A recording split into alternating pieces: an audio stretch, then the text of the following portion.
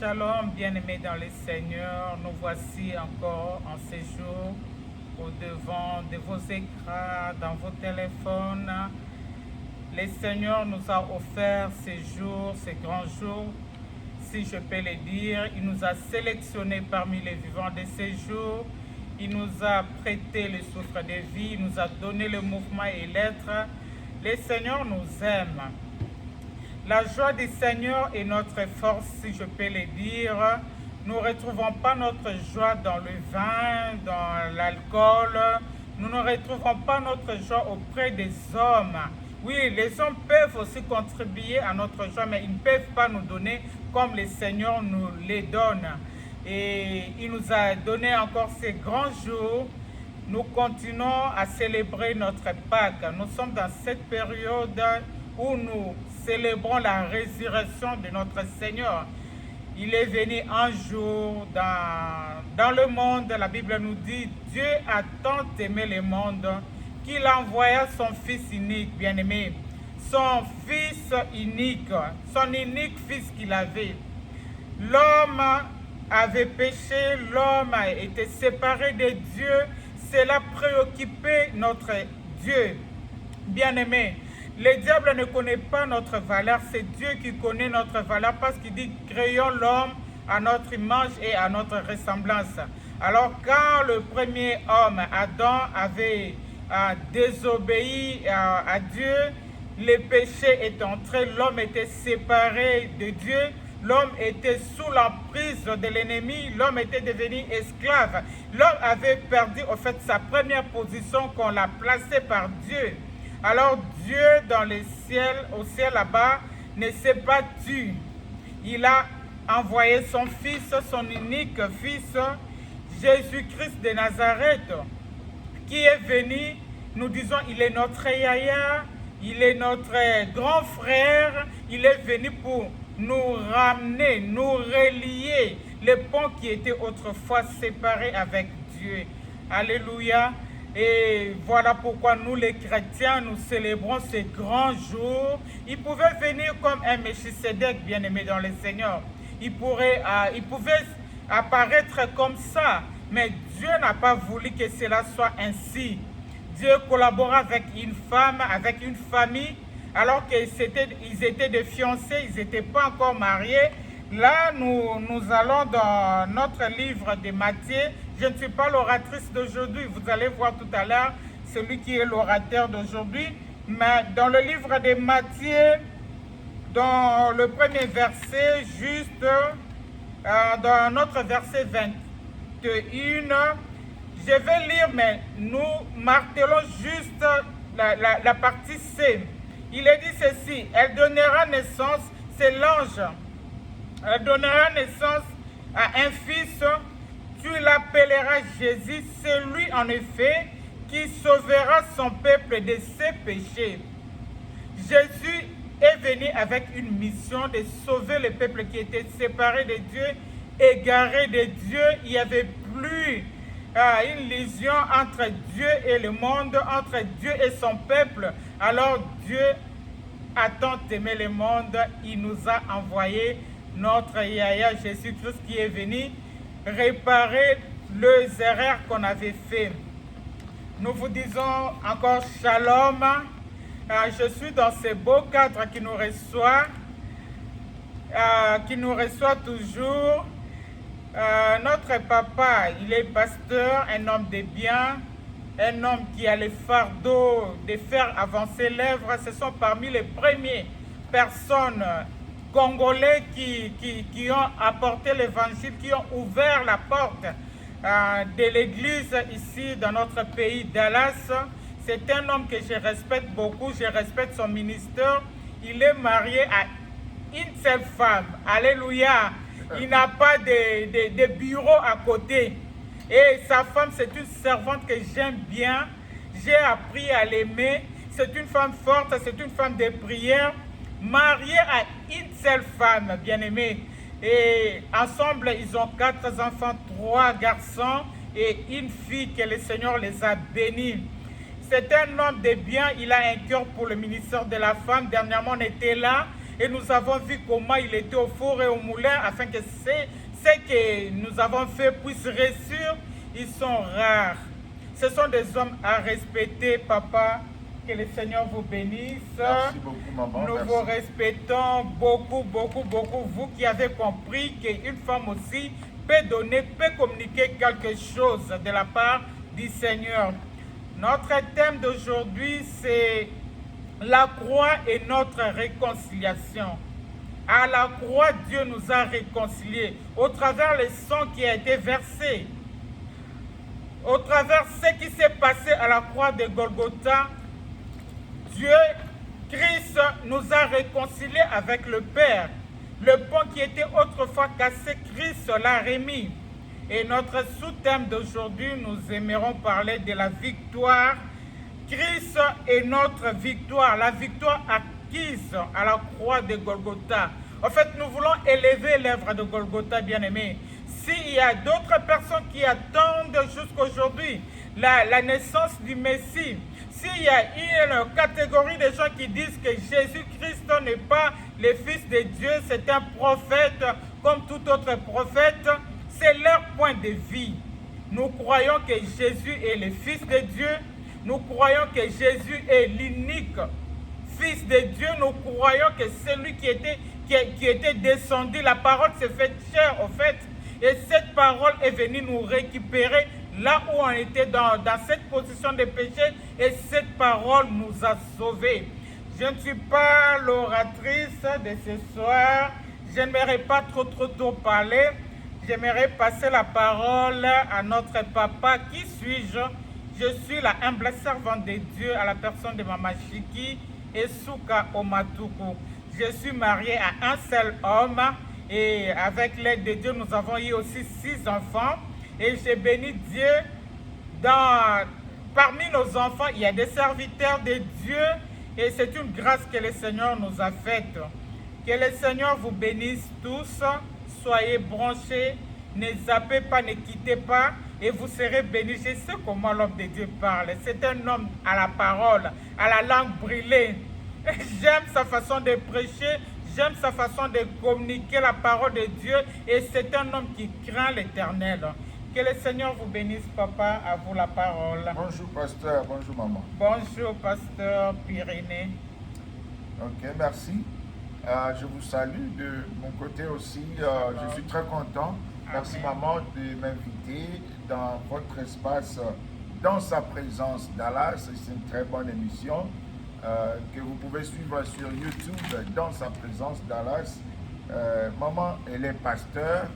Elle est aussi maman de plusieurs serviteurs de Dieu. Ici à Dallas, nous connaissons Pasteur Glody et Souka, c'est sa mère, pour ceux qui ne la connaissaient pas. Alors, l'apôtre Pyrénées, bien que nous sommes ici à All Nation Church chez moi, mais c'est l'émission des mamans et elle m'a invité. Donc, je ne serai pas le tout dernier ici. Et vous la verrez de temps en temps sur nos pages et sur les settings de All Nation Church. Mais nous allons rapidement aller dans la parole de Dieu. Et quand elle m'a invité, elle m'a parlé de la vision qu'elle avait pour partager la parole de Dieu pendant cette période de Pâques. Normalement, nous étions nos différentes charges, on allait faire cette émission depuis le dimanche de Pâques. Et voilà, aujourd'hui, nous sommes toujours en période pascale. C'est seulement une semaine dépassée. Et nous croyons que le Seigneur va parler à quelqu'un. Lisons dans Matthieu, chapitre 1er, verset 21. Ça, c'est le passage qui m'a été donné comme partie du message de Pâques que pasteur Maman Chiki nous a donné. Matthieu 1, 21. Et elle enfantera un fils, et tu lui donneras le nom de Jésus. C'est lui qui sauvera son peuple de ses péchés. Amen. Amen. Et nous avons souvent, quand on fait des enseignements, on doit aller dans l'Ancien Testament, on cherche les passages parallèles, on va expliquer la révélation. Moi, je crois que le but aujourd'hui, c'est que quelqu'un qui est dans le péché, sache qu'il y a un sauveur. Amen. Un sauveur qui vient vous sauver du péché. Un sauveur que Dieu a envoyé et son nom c'est Jésus. Et voilà, j'ai 4 choses très importantes à partager, à méditer avec vous partant de ce verset biblique. Ici, il s'agit d'une promesse faite à l'humanité, faite aux patriarches Abraham, Isaac, Jacob, David, que la planète Terre, toute l'humanité sera sauvée par un descendant d'Abraham. Dieu a commencé la prophétie sur Jésus à partir de Genèse 3,15 quand il dit à la femme que sa postérité écrasera la tête du serpent. Ça, c'est la première place où nous trouvons que Dieu fait mention de la postérité de la femme. Et par la suite, on n'entend plus parler de la postérité de la femme, nous entendons maintenant parler de la postérité d'Abraham. Quand il s'adresse à Abraham dans Genèse 12, verset 3, il dit que toutes les nations de la terre, enfin le mot famille, le mot baït, donc les maisons, les familles de la terre, en hébreu baït, une maisonnée, les gens qui... toute l'humanité, il voulait dire, seront bénis par un descendant d'Abraham. Alors quand je lisais, quelqu'un m'a dit, mais pasteur, c'est pas exprès, Dieu n'a pas dit à Abraham directement, ton descendant va sauver l'humanité. Il a dit que toutes les familles de la terre seront bénies par toi. Mais quand vous continuez dans Genèse 26, versets 3 à 4, il précise cela. Quand il parle à Isaac, il lui dit, j'avais dit à ton père, la promesse que j'avais dite à ton père, je la réitère chez toi, c'est que l'un de sa descendance, un enfant venant de lui, donc qui passe par toi maintenant Isaac, va bénir toutes les nations de la terre. Bénir c'est quoi? Il y a maintenant une corrélation entre bénédiction et pardon de péché, malédiction et condamnation dans le péché. Parce que toutes les familles de la terre ont péché, ils sont sous la malédiction. Maintenant, pour que la malédiction soit enlevée, Dieu a prévu que quelqu'un aussi vienne d'une famille, parce que la malédiction est transgénérationnelle. Donc ça vient d'Adam, ça vient de la tête jusqu'à toutes les familles de la terre. Pourquoi toutes les familles? Parce que nous sommes issus d'un seul homme qui a péché et qui nous a communiqué la malédiction. La terre est maudite à cause de toi, Adam. Et nous portons cette semence-là. Tout le monde qui naît dans ce monde, tous les bébés, ils naissent dans la nature pécheresse. Maintenant, Dieu a prévu que je ne peux pas laisser les humains que j'aime comme cela sans aide. Je vais leur envoyer un moyen de salut. Rapidement, quand quelqu'un dit « je suis sauvé », tu es sauvé de quoi? Tu es sauvé de la colère de Dieu. Parce que le salaire du péché, c'est la mort. Le péché attire la colère de Dieu. Le péché attire la malédiction. Le péché attire la distance d'avec Dieu. Dieu est ton créateur, mais tu n'es plus son fils, son enfant. À cause du péché, tu es éloigné et coupé de sa gloire. Maintenant, Dieu, dans sa justice, c'est ça qu'il devait faire. Mais chez Dieu, il n'y a pas seulement que la tribu appelée justice. Il y a aussi la tribu, un attribut de Dieu appelé l'amour. Comme Dieu est amour, je ne dis pas que Dieu a l'amour, comme s'il en avait une petite dose. L'amour, c'est Dieu lui-même. À cause de son amour, il a maintenant envoyé son Fils unique venir dans ce monde pour nous sauver, c'est-à-dire pour enlever pardonner le péché et enlever la malédiction engendrée par le péché. C'est pourquoi nous voyons le nom Jésus. Jésus, c'est la traduction en français dans nos Nouveaux Testaments grecs. Parce que, bon, je m'excuse pour ceux-là qui sont allergiques à la théologie. Non, c'est important. à la langue grecque, nous avons, moi j'ai eu au Congo l'opportunité d'aller faire la la théologie à l'université protestante au Congo, mais 5 années là-bas. Ça ne m'a pas donné l'option, mais l'avantage c'est que j'ai appris le grec et l'hébreu, j'ai lu la Bible dans cela. Voilà, maman aussi. De la KDC. J'aime cela. Alors, le mot, le nom Jésus, parce que vous parlez de Jésus, Yesu, tout ça. Alors, Jésus vient de cette racine de l'hébreu, la langue. En hébreu, Jésus c'est Yehoshua. Yehoshua. En grec, c'est Jesus. Iesus. I-E-S-O-U-S. Donc, parfois on écrit comme ça, de manière ironique. Iesus, ou bien Jésus, ça signifie sauveur. Donc, en disant, je vous envoie, donc il s'appellera Jésus. Ça veut dire qu'il va s'appeler sauveur. Le nom là, Jésus, veut dire sauveur. De la même racine que Josué, que nous trouvons dans la Bible, Josué, fils de Nun, Yehoshua. Alors, la tribu, le Christ, maintenant, en grec c'est Christos, donc on l'appelait Jesus Christos. C'est ce qu'on a écrit dans le Nouveau Testament grec. Tandis que chez eux, en Israël, en hébreu, Yehoshua, Ha, Mashiach. Ha là, c'est l'article le. Parce qu'ici, nous parlons du fait que l'ange a donné le nom du bébé. L'enfant que Marie portait dans son sein, elle dit qu'il va s'appeler Jésus.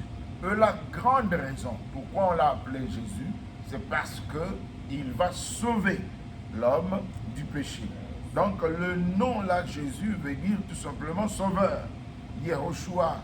Et puis nous avons une dérivée, maman, dans l'Ancien Testament, Élisée, Elisha, c'est-à-dire le Dieu qui sauve, le Dieu qui sauve. Mais ici, Yehoshua veut dire Yahweh sauveur. Vous voyez, c'est ça la différence. C'est Yahweh sauveur. Dans le nom Jésus, il y a déjà la racine de Yahweh sauveur. Voyez-vous.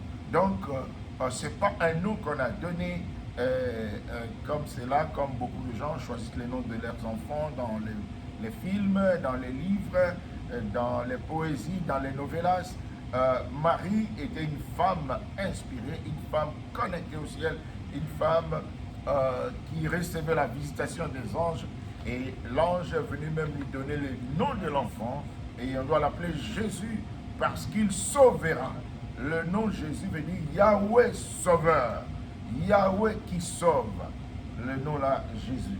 Voilà, ça vient d'abord de l'étymologie.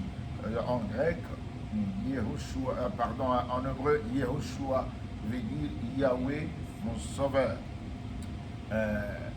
Elisha, vous voyez, Shua ou Shah, là c'est sauveur déjà. Elle, c'est Dieu. Shah, Eli, sauveur. Et puis Isha, vous voyez. Elisha, El Isha. Donc Isha là déjà, même les Arabes, ils appellent Jésus Isha. Voilà, le Yoshua, El Isha. Donc mon Dieu est celui qui sauve. Parce que dans le ministère de Élie, le prophète, Élie avait le ministère de la repentance pour ramener le cœur de père aux enfants. Ils ont perdu la foi d'Abraham, Isaac et Jacob, ils devaient leur ramener. Tandis qu'après la repentance, c'est la délivrance maintenant. C'est la main de Dieu. Dieu nous a montré que Élie vient pour préparer les cœurs, tandis que Élisée vient pour manifester le Sauveur. Jean-Baptiste est venu pour préparer le chemin du Seigneur. C'est pourquoi il avait l'esprit et la puissance d'Élie. Maintenant, quand Jésus est venu, vous voyez la ressemblance d'Élisée. Elle est Isha. Voilà. Elle est Isha, Dieu qui sauve. Maintenant, c'est Yahweh qui sauve. Voilà. Après Élie, c'est Élisée. Après Jean-Baptiste, c'est Jésus. Et nous voyons là la signification. Ça, c'est près de 1. De 2, je voudrais parler. Il dit il sauve son peuple du péché. C'est-à-dire, il sauve son peuple du péché. Ça veut dire qu'il fait allusion là. Il commence par Israël et ensuite par toutes les familles de la terre. Vous voyez, le Messie avait une double mission. il avait 3 onctions. L'onction prophétique, l'onction sacerdotale et l'onction royale. Il vient en Israël avant la croix, il va travailler comme le prophète qui accomplit la prophétie de Moïse. Quand Jean-Baptiste est venu, on lui pose la question, es-tu le prophète? C'est ce qu'on attendait. Et à Jésus, on dit, es-tu le prophète? C'est-à-dire que Dieu avait promis qu'après Moïse viendra un prophète, on doit l'écouter, celui qui l'écoute sera retranché du milieu de son peuple. Et il a travaillé d'abord comme prophète, et vous verrez qu'il a même dit à ses disciples, n'allez pas chez les brebis, n'allez pas chez les païens, les autres nations, allez seulement chez les brebis perdues de la maison d'Israël. Mais quand il est mort sur la croix, il est ressuscité, maintenant il dit, faites de toutes les nations mes disciples. Voyez. Moi j'aime beaucoup Matthieu. Matthieu parle de Jésus comme pour montrer aux Juifs que voilà le roi, le fils de David, qui devait venir. Et voilà comment il commence son évangile. Généalogie de Jésus-Christ, fils de David, fils d'Abraham. Voilà. La sémence là que Dieu avait promise à partir d'Abraham, Isaac, Jacob jusqu'à David. C'est ça la même sémence qu'il avait promise à Ève dans le jardin d'Éden, dans Genèse 3,15. C'est la même sémence qui vient maintenant chez Marie. C'est Jésus. Et dans Galates 3, 11 à 16, il nous explique que toutes les nations de la terre étaient dans la malédiction. C'est la descendance, c'est la sémence, la postérité d'Abraham qui doit enlever la malédiction du monde, le péché du monde entier. Il n'y a aucun prophète qui ait fait cela. Les prophètes sont là pour proclamer la parole de Dieu, mais le Messie ne peut pas s'arrêter au rang de prophète. Comme maman a invoqué ici, si quelqu'un croit que Jésus est seulement un prophète, c'est sa croyance. Ici aux États-Unis, vous êtes libre de croire même à un arbre. Mais j'aime le fait que la Bible est vraiment explicite. Toutes les familles de la terre, le sauveur du monde, quand Jean l'a vu, pour le présenter, il a dit, voici l'agneau de Dieu qui ôte le péché du monde. Pas le péché des Juifs, pas le péché d'un groupe de gens, même tes péchés à toi. Et le péché n'a pas de couleur, le péché est péché, ça te sépare d'avec Dieu.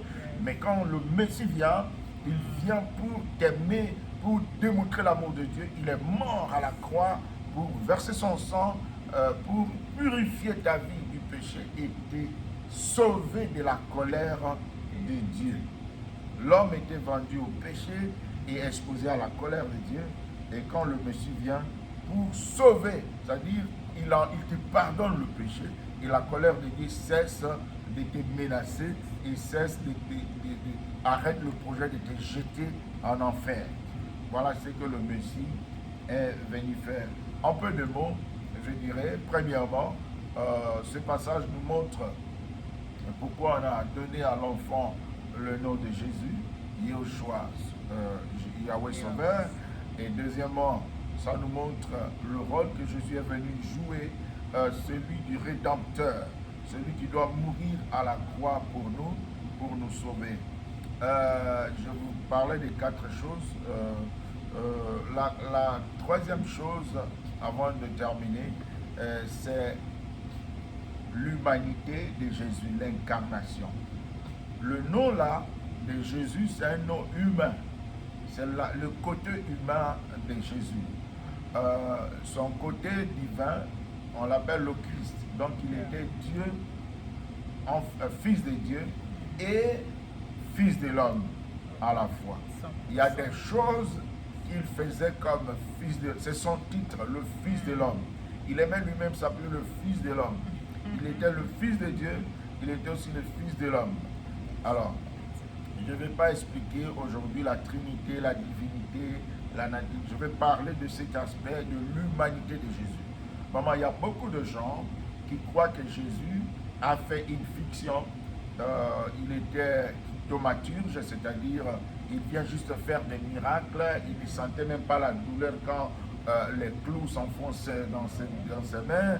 Et il faisait semblant d'avoir peur. Non, non, il était devenu réellement un homme, avec tous les sens. Il dormait, il mangeait, Yeah. il se fâchait, il était dans la joie, il chantait, il marchait, il était fatigué et endormi dans la barque.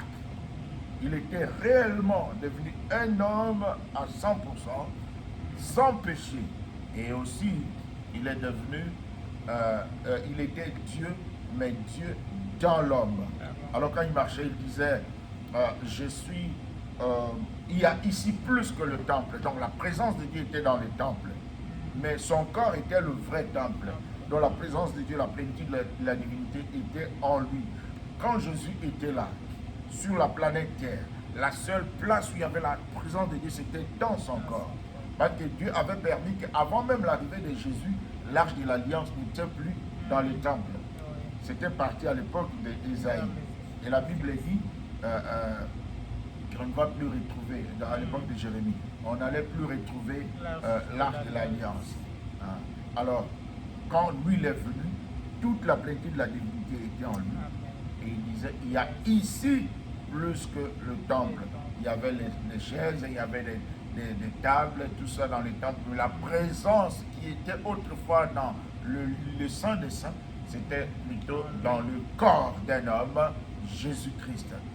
Et vous voyez, quand il est passé à la croix mourir pour nous, il a exposé à mort son corps. Nous parlons ici de l'incarnation. Pourquoi Jésus est devenu un homme? Jésus est devenu un homme pour remplir l'exigence de la loi. La loi dit, pour que l'homme soit sauvé, il doit obéir à tous les commandements de Dieu. Alors, aucun homme n'a observé les 10 commandements de Dieu. Jésus est venu observer le tout. Donc, à notre place, en tant que spécimen de l'être humain, il a prouvé, il a muselé la loi. Et la loi cesse de nous condamner parce qu'elle est accomplie. La loi exige l'obéissance totale. Et un homme a obéi totalement. Il prend sa justice, il nous la donne. Et il dit, Père, pardonne-leur. Parce que lui, il a déjà payé, il a déjà fait ce que la loi a exigé. Deuxièmement, la loi exige la pendaison. Maudit soit quiconque est maudit. Si tu pêches, tu es maudit. C'est ça le syllogisme. Si tu pêches, tu es maudit. Si tu es maudit, on te pend sur le bois. Donc, tu es crucifié. Alors, le Christ, qui n'a jamais péché, il s'identifie à nous. Il prend notre péché. Il n'a pas péché, mais il a pris notre péché. C'est pourquoi, ayant pris notre péché, il a pris la malédiction. Il a mérité maintenant la croix. Sans faire cela, il n'allait pas accepter la mort à la croix. Donc, en mourant sur la croix, il prend notre malédiction. C'est pourquoi, quand nous chassons les démons au nom de ce Jésus qui a été crucifié. Et l'apôtre Paul dit, Christ, nous proclamons le Christ crucifié et glorifié. Glorifié par la résurrection. Il n'est pas seulement crucifié, mort, enseveli, mais il est ressuscité le 3e jour. L'incarnation vient faire que Jésus est devenu homme pour observer, pour accomplir toute la loi. Observe-moi et tu seras justifié. Jésus a observé pour nous et nous sommes justifiés. Si tu n'observes pas, tu meurs dans la pendaison. Nous n'avons pas observé. Jésus a pris notre punition. Il est mort à notre place. Ça s'appelle substitution. Alors maintenant, je vais clôturer avec un 4e élément qui est comme un résumé de tout à propos de l'incarnation de Jésus.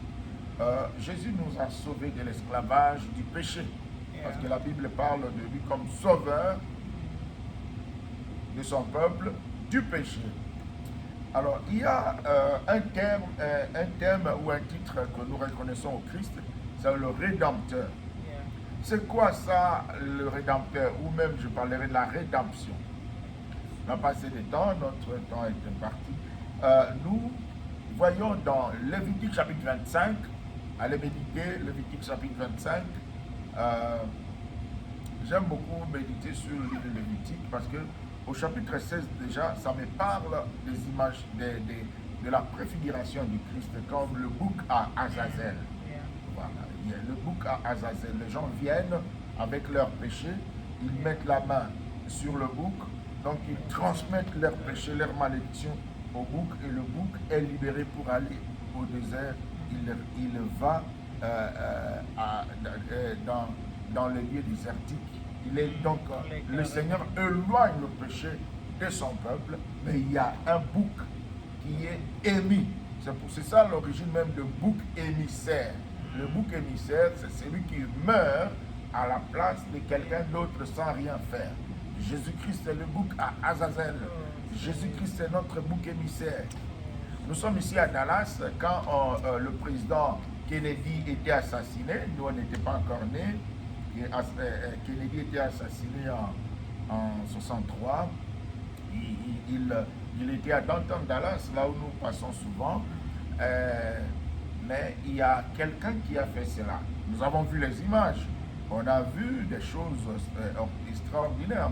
Même les chauffeurs qui se retournent et qui achèvent le président. Mais on a arrêté quelqu'un dans la ville de Irving, là où nous avions notre église avant. On a arrêté un homme, M. Oswald, et puis on dit que non, c'est lui qui a tué le président. Et M. Oswald, qu'on nous a montré, dont on connaît les noms, l'assassin de Kennedy, c'est un ancien soldat, il avait la tendance communiste, il n'aimait pas vraiment les choses des États-Unis, et c'est pourquoi on a vu que bon, lui il remplit les critères, si on dit cela de lui, ça va aller. Et qu'est-ce qui s'est réellement passé? Le monsieur là n'a pas été jugé. Il arrive au tribunal en entrant, on ne voulait même pas lui faire d'interview. Quand les journalistes, par curiosité, lui tendent le micro, il a seulement dit une phrase. Je ne sais rien, je ne suis qu'un bouc émissaire. Il a dit en anglais, I'm just a scapegoat. Scapegoat, une chèvre qui s'échappe. Le bouc émissaire, le bouc à Azazel. Et avant même d'être jugé, on a créé un attroupement, on a tiré sur lui dans le ventre, il est mort. Donc pour le faire taire. Maintenant l'assassin est mort. On va juger qui? Donc c'était une bonne façon d'enterrer, de camoufler l'affaire. Voilà, il est mort à la place peut-être de quelqu'un qui aurait réellement assassiné le président. Je parle en conditionnel, qui aurait, parce que ici c'est l'Internet. Alors vous voyez, quelqu'un qui meurt sans rien faire, il meurt à la place d'un innocent qui circule quelque part. C'est le bouc émissaire, le bouc à Azazel, Jésus. Un deuxième titre par rapport à, toujours dans le livre de Lévitique, nous voyons le Goël. Les Goël, en hébreu Goël, ça veut dire le rédempteur, le racheteur, si on peut dire ainsi. Alors voilà, le rédempteur devait réunir trois conditions. La toute première, le rédempteur doit être votre proche parent. Parce que si vous êtes dans l'esclavage, c'est que quelqu'un vous a acheté, vous appartenez à quelqu'un. Et si vous appartenez à quelqu'un et que ce quelqu'un-là, il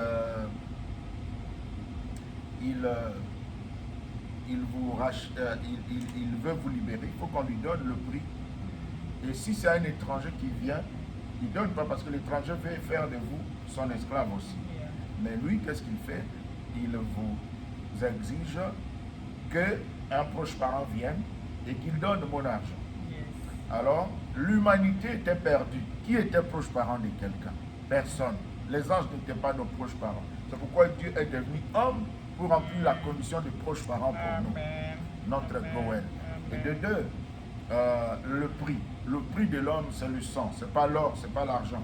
C'est pourquoi dans 1 Pierre chapitre 1, verset 18 à 19, il dit, il nous a rachetés. Il nous a rachetés de la vaine manière que nous avons hérité de nos pères, non par des choses périssables comme l'or et l'argent, mais ils ont racheté les esclaves par l'or et l'argent. Mais lui, il est venu nous racheter par le sang le plus précieux. C'est pourquoi on appelle ce sang-là le sang précieux. Précieux pourquoi? Précieux veut dire que c'est des grands prix. Quel prix?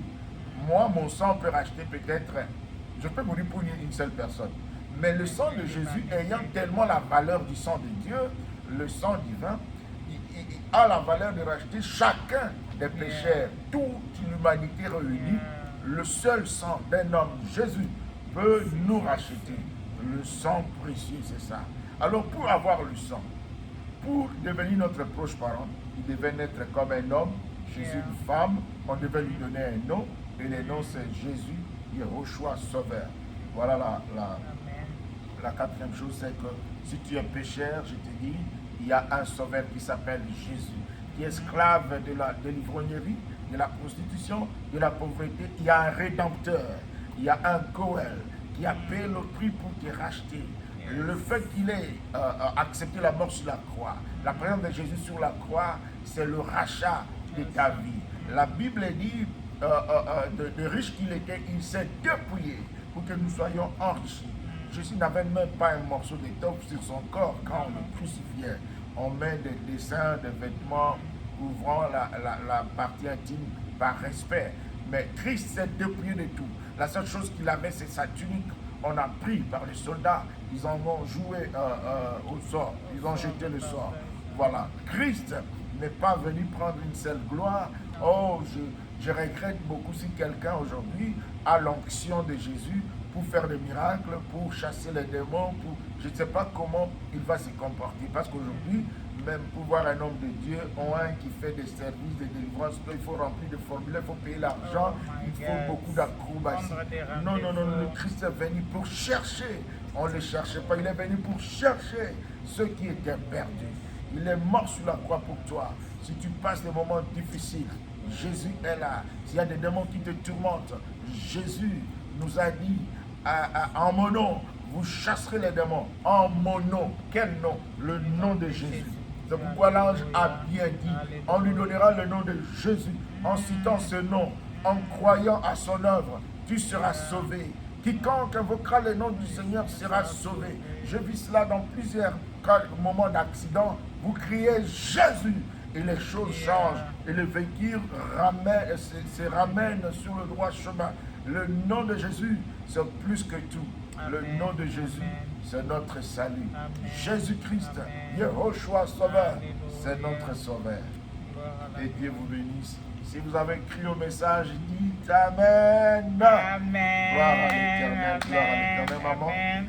C'est à vous la parole.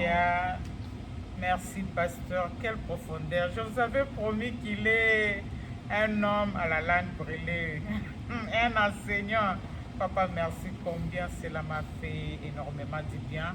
Et nous croyons que ceux qui vont nous suivre, même d'une manière indifférée, même ceux qui sont déjà connectés à nous tout à l'heure, là, ils sont bénis là où ils sont. Et cela a enlevé des ombres d'ombre, cela a enlevé quelques inquiétudes par rapport à ces noms-là. Bien-aimés, nous ne sommes pas ceux qui attendent le Jésus qui va venir. Nous croyons à sa divinité et nous croyons qu'il est là. Il opère, il est encore en actualité. Notre papa, si vous suivez ces vidéos, c'est un homme dont le Seigneur passe par lui pour intervenir. Nous croyons à ces noms puissants. Je les suis souvent, papa. Je vous suis sur Facebook. Je vous suis vraiment. Je vois combien ces noms opèrent encore des miracles en ces jours. Combien ces noms est encore en actualité. Toi qui es découragé, toi qui es déprimé, toi qui se sens déjà dans le soir de ta vie, toi qui te vois déjà, tu es à la limite de ta vie, nous te présentons ce nom de Jésus-Christ. Alléluia. Ce nom qui sauve, ce nom qui guérit, ce nom qui libère, ce nom qui est encore en efficacité, ce nom qui est encore puissant, bien-aimé. Même si le médecin t'a dit que c'est fini, cette maladie doit t'amener à la mort. Bien-aimé, comme papa, le pasteur Pyrénées venait de le dire tout à l'heure. Non, ne crois pas ce que le médecin dise. Du reste, le médecin soigne. Celui qui guérit, c'est Jésus-Christ. L'homme a parlé, mais l'homme là, qui est ton médecin, ne connaît pas ton fonctionnement à l'intérieur, bien-aimé. Tu n'as pas été créé selon les modèles des hommes, mais tu as été créé selon les modèles de Dieu. Invoque le nom de Jésus-Christ. Seul le nom de Jésus-Christ peut nous sauver de toute maladie. Il nous a promis, il a dit, par ses maîtresses, nous serons guéris. Bonne fête de Pâques à vous tous. Papa, merci beaucoup, merci. Merci, maman. Je crois bien que ça ne serait pas la dernière fois. On reviendra. Nous voulons puiser des richesses qui est en vous. Nous voulons que les hommes de Dieu, le fidèle, puissent en bénéficier. Dans ces derniers temps, il y a à boire et à manger. Si vous avez de tels messages qui vous remettent à la doctrine, la vraie doctrine, qui vous remet à la Bible, bien-aimé, il faut s'en accaparer, bien-aimé. Voilà pourquoi c'est vrai qu'il est trop busy avec la charge qu'il a. Mais le Seigneur va nous créer. C'est lui le frayeur des chemins, non? Il va nous frayer toujours les chemins. Nous sommes là. Amen. On va voir la suite. On reviendra afin que les enfants de Dieu puissent manger la bonne nourriture. Amen. Soyez tous bénis, abondamment bénis. Que le Seigneur vous surprenne d'une manière agréable. Que le Seigneur vous fasse, vous amène au repos, les repos que vous attendez. À la prochaine séance, que le Seigneur se souvienne de cette église, de Maman Borène, de toutes les fidèles, qui vous retourne au centuple, Papa. Merci. Merci beaucoup. Si vous Seigneur, merci. Merci pour ce temps merveilleux que tu nous as donné dans ta présence. S'il y a un pécheur qui veut donner sa vie à Jésus, voici le moment. Il est ton rédempteur. Donne ta vie à Christ. Seigneur, regarde le cœur de mon frère et ma soeur qui a décidé de te suivre. Regarde la souffrance de mon frère et ma soeur qui est dans les problèmes, dans les difficultés, qui est dans un lit d'hôpital, qui est peut-être sous perfusion, qui a le Covid, qui a quelque chose de mauvais, ou une menace de divorce. Au nom de Jésus, c'est ce nom que nous avons prêché, que nous avons proclamé, qu'au nom de Jésus, la paix vient dans ta vie, qu'au nom de Jésus, le shalom sera bon dans ta famille, qu'au nom de Jésus, les choses changent et que ta vie ne soit plus la même. Sois béni, sois béni. Seigneur, bénis ta servante Maman Chiki pour l'œuvre qu'elle mène. Bénis cette église qui nous a accueillis. À toi seul la gloire. Au nom de Jésus-Christ. Amen. Amen. Amen. Que Dieu vous bénisse. À la prochaine occasion. Merci, Papa. Merci. Bien-aimés, nous sommes là. Suivez-nous dans notre page YouTube. C'est dans sa présence Dallas. Abonnez-vous. Likez nos pages. Partagez aussi avec plusieurs. J'aime souvent dire que le Dieu qui amène l'eau pour arroser les jardins, ce Dieu est premièrement arrosé. Lorsque le Seigneur se souviendra de XY, il ne manquera pas de se souvenir de vous, qui a été la source de consolation pour l'autre. Amen. Yeah.